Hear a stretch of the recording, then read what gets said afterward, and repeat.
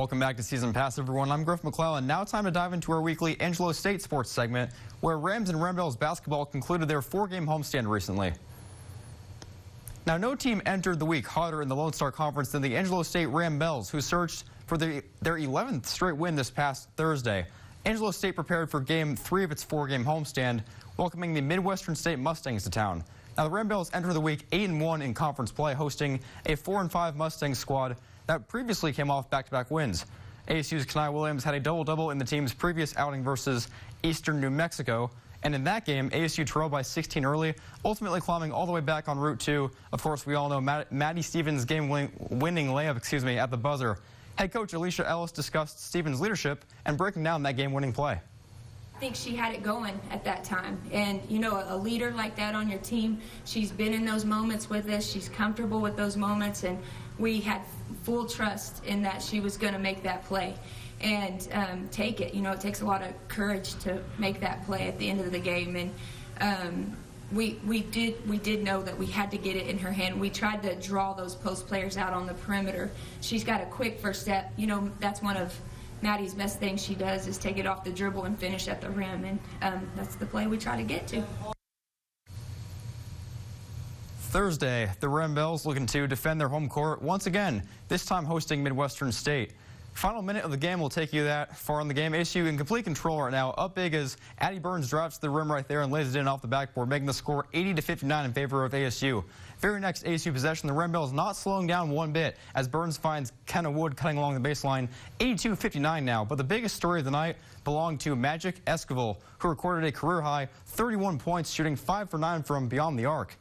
ASU had a slow start, trailing by 5 midway through the second quarter, leading by only 2 at halftime. But the Rambells outscore the Mustangs 54-33 in the second half, en route to the 23-point win. ASU wins its 11th straight and look to sweep the homestand when they return to the court on Saturday. That being said, now on to Saturday's game, Rambells and coach Alicia Ellis in the huddle trying to keep the winning streak intact. But as they say, you can't win them all in sports. Lloyd Christian started the fourth quarter on a 12-0 scoring run, including this mid-range jumper here for Macy Maddox. Rambells possession now. Maddie Lumsden on the wing drills the three with 6 minutes to go. Can ASU come back potentially? LSU now leads by 9. Next possession, Magic Esquivel drives inside, gives it to Kenai Williams underneath for the reverse layup.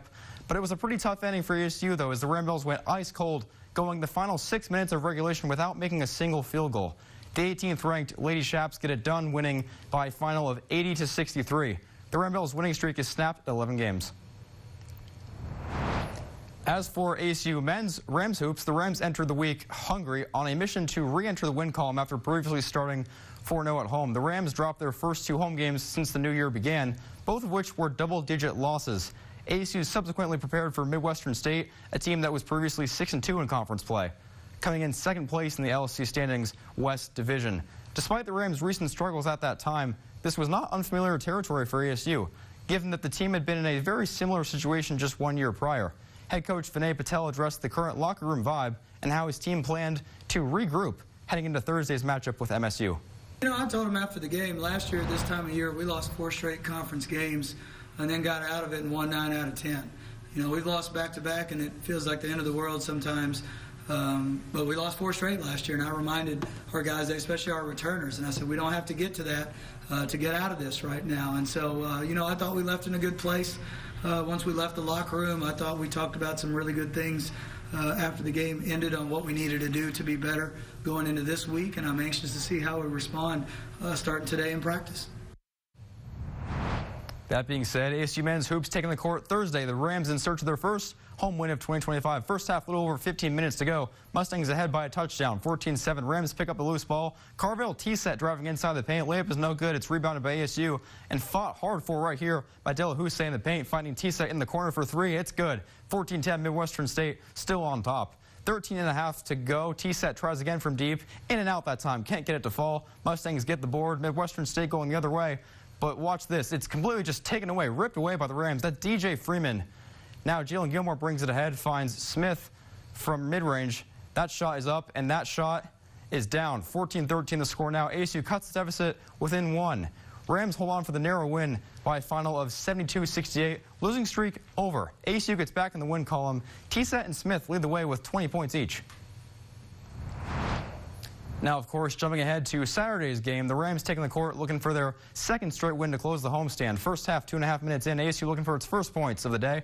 Caden Evans driving to the paint, kicks it out to SGC for three. It's good. 3-2 Rams on the board. Next ASU possession just approximately 10 seconds later. Evans to Kendrick Delahousse, back to Evans for three. That's good. He buries it 6-2. Rams jumping ahead in a flash.